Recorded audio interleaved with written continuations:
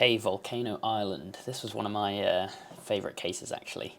These are cases I'm quite comfortable with, map cases. So we essentially have a volcano island with some arrows here, and if lava pops up out of the volcano, it's going to follow the arrows. So this cell would go to this cell, which would go down, which would go here, and so on and so on. This is a great case. We also have some topography, which changes how fast the lava moves. We have rivers and sea.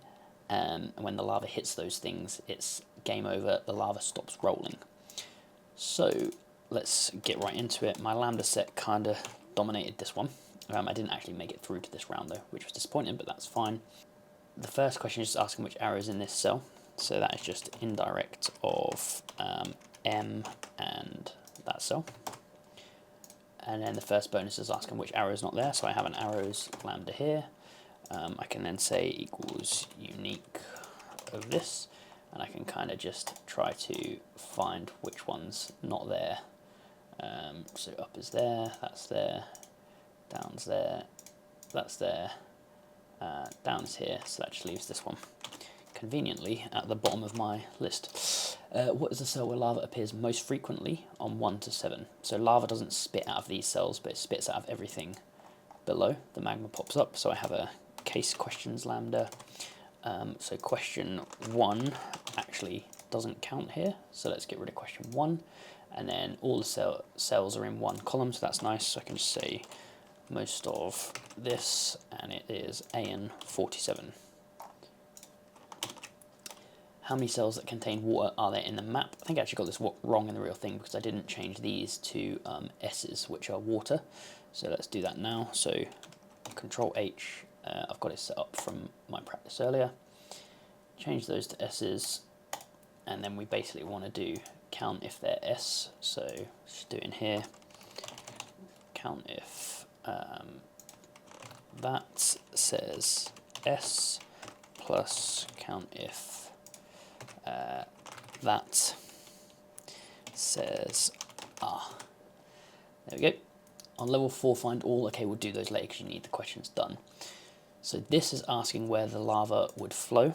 So let's say indirect, exactly like we did before, to find out what arrow it is. And then I have a move on map lambda, which basically just takes a cell, an arrow, and tells me what cell I will end up in. So this has been shown in many of my walkthroughs if you want to see what's behind that. Then we have that the lava travels 15 cells and fills them. So it's the same thing, but we want to do this 15 times over. So this is a perfect use for scan and reduce. So let's say scan, our initial value is here. Our array is a sequence of 15 steps. And our function is lambda. Move on map from A with indirect of M and A. I think that's not working. Why? Didn't put brackets here. So that's going to give me my 15 moves. So we can ignore topography. So that should be it. So we could just say reduce.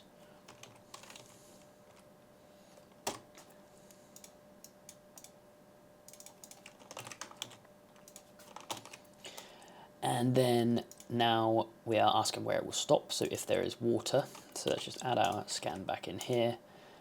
This time we have 21. The sequence is like kind of listed, how much magma is there. And we want to say if indirect of T and our cell A, our initial cell, is water. And we want an OR here, so we want to say if either the indirect results in an S or an R,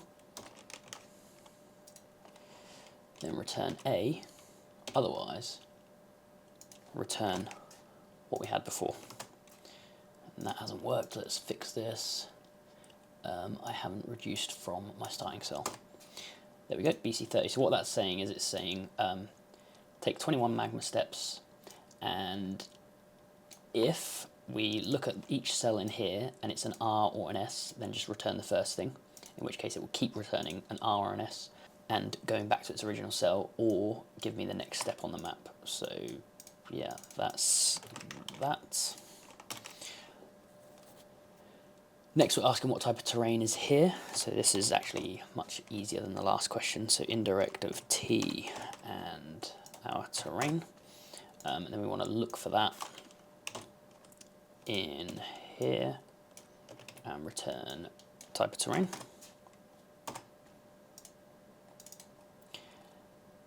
Then we are analyzing topography. So this is saying the stuff moves faster. So we can just use our reduce again here. So this time, let's just do, actually we don't need to do this because we're only moving one step, aren't we? So let's just do equals move on map. This is our cell. Our arrow is indirect of M and our cell. And this time we actually have a multiple, which is in this lambda, is indirect of T and our cell. And we want to do our whole XLOOKUP thing again. So XLOOKUP that in here. And I want to return the multiple, so I'll put the multiples in here. And so that's a 1, that's a 0, 1, 0, 2, 3. So this is basically saying, I imagine we're on an M mountain, it moves free movements of the arrow distance. Then we're essentially repeating this over and over again. So I won't do it in a reduce, but I'll do it up here in a data table. Example 7.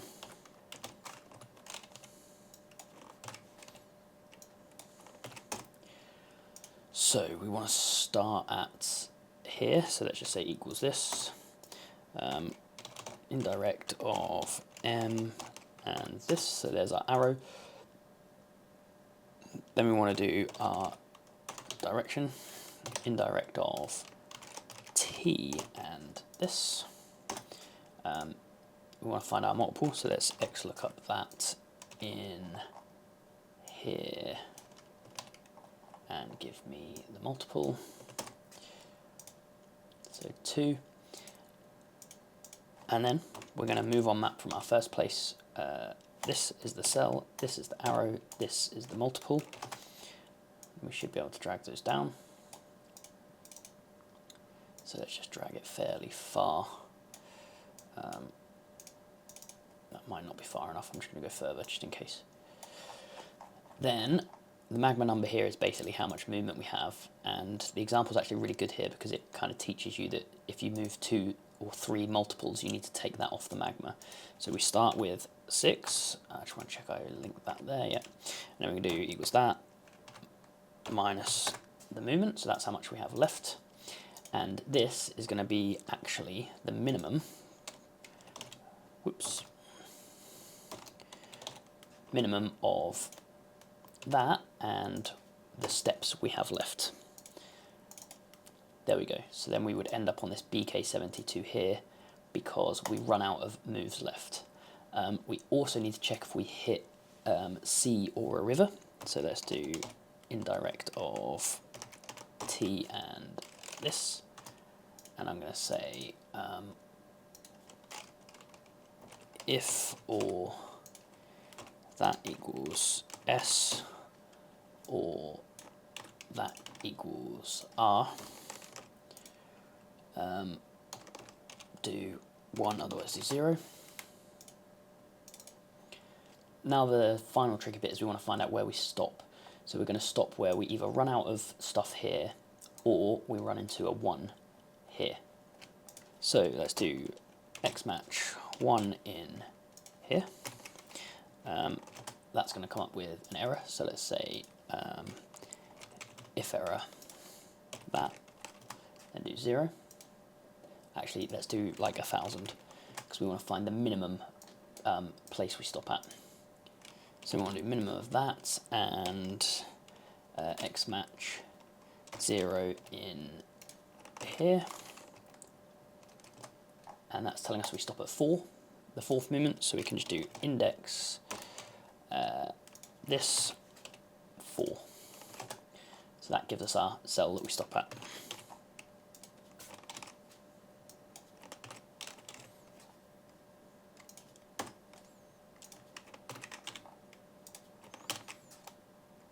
Good, and then let's do the other bonuses. So on level 4, game numbers where flow ended into the C. So where's number 4? So this is where it ended, so all I need to do is indirect T and this.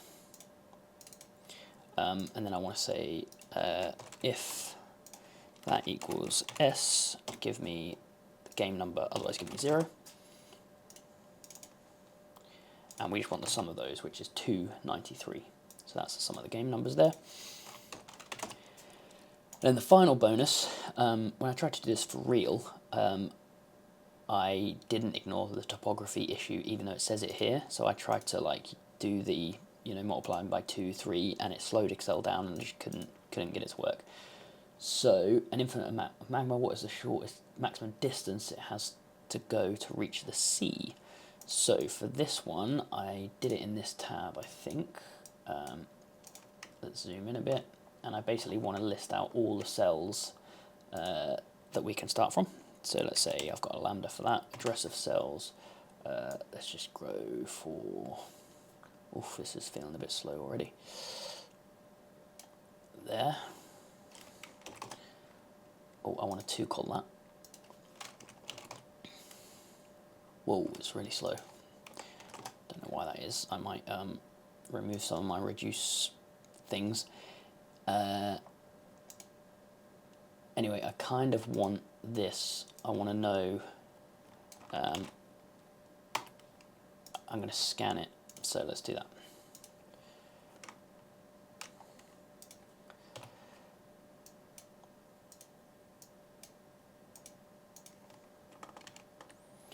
So I'm going to say equals, change that to a scan. I want to start from this cell, and let's do sequence of 1,000 because I don't think anything's going to be above 1,000. Let's actually do 500 to be a bit quicker. And then we want to do, we don't need this OR because we're only looking for where it ends up in the C. So if it equals the C, you give me A, otherwise do move on map. Blah, blah, blah. Okay, so that's going to tell me like where I go from everywhere. So in H5, it's nowhere. So I'm going to go unique of that. And then I'm going to say rows of that.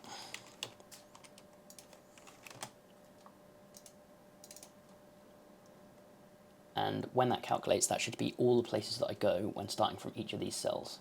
So as I scroll down, you should see some of them start to get a bit bigger. So all it's going to be is max of that. And again, it's going to take a little while to calculate, so just give it time. And hopefully that comes out the right answer. We will see.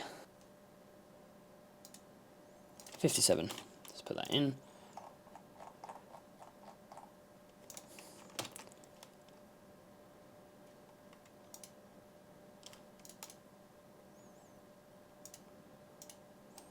And we've crashed. So I just crashed there, but I put in 57, and that's the right answer. So I got it right just in time. Let's go.